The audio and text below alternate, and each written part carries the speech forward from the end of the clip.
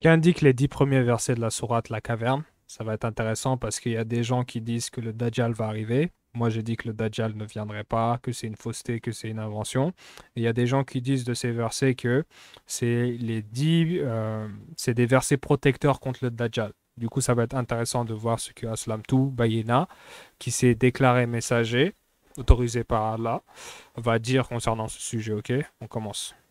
Shalom, frères et sœurs en islam, nouvelle intervention par la grâce et la miséricorde C'est d'Allah, pas assez fort par contre. au travers de laquelle je vais adresser un court message, mais qui a toute son importance. Ok. Je vais m'adresser à vous en utilisant une tradition qui est employée par une multitude de gens se réclamant du Coran. Mhm. Je vais donc procéder à la lecture de cette tradition. D'après Abu Darda, le prophète aurait dit: celui qui apprend les 10 versets du début de la sourate La Caverne est protégé du Dajjal.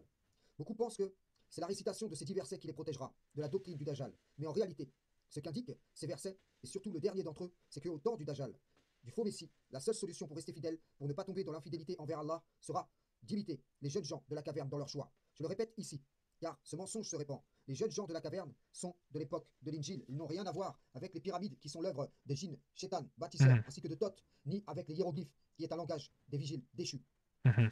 Donc ceux qui, pour échapper à la doctrine du faux Messie, feront un choix similaire à ces jeunes gens, seront fortifiés. Tandis Mhm. que ceux qui se refuseront à ce choix seront contraints par une doctrine qui les perdra à jamais.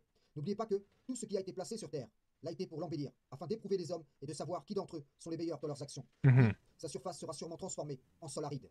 Ce temps sera un choix qui distinguera le blé de l'ivraie, ceux qui désirent l'au-delà de ceux qui désirent l'ici-bas, Mhm. ceux qui aspirent à un paradis terrestre et ceux qui savent que celui-ci n'est pas de ce monde. Beaucoup attendent le fils du prince de ce monde, sous différentes appellations que j'ai déjà citées à beaucoup de reprises. Je suis navré de constater que les messagers ont tous été combattus, tandis que le traître qui a suivi les pas d'Iblis le banni est attendu par Mhm.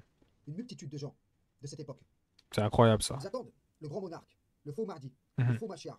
En réalité, ils attendent l'élu du diable banni. Mhm. Lorsque viendra cet élu et que s'imposera sa doctrine, la seule issue, pour le croyant, pour celui qui voudra rester fidèle à son créateur, sera le choix des jeunes gens de la caverne. Frères et sœurs, salam, shalom. Caverne, frères et sœurs, salam, fidèle à son créateur sera le choix, la seule issue.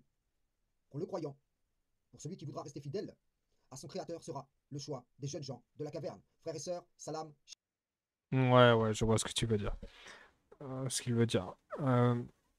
Vidéo intéressante, il rejoint notre point de vue en tout cas, qui est, il n'y a pas de Messie, il n'y a pas de, de Mahdi qui va arriver, l'imam Mahdi, et il, euh, il dénonce toutes ces choses-là fausses en fait.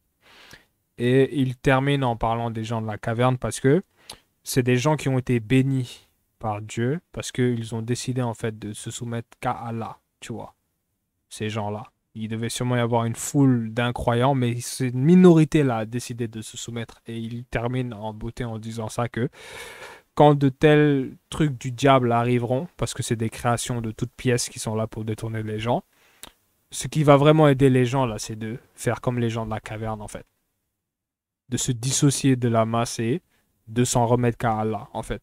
Ok. Super vidéo, simple, rapide, efficace, en fait. Voilà. Salam.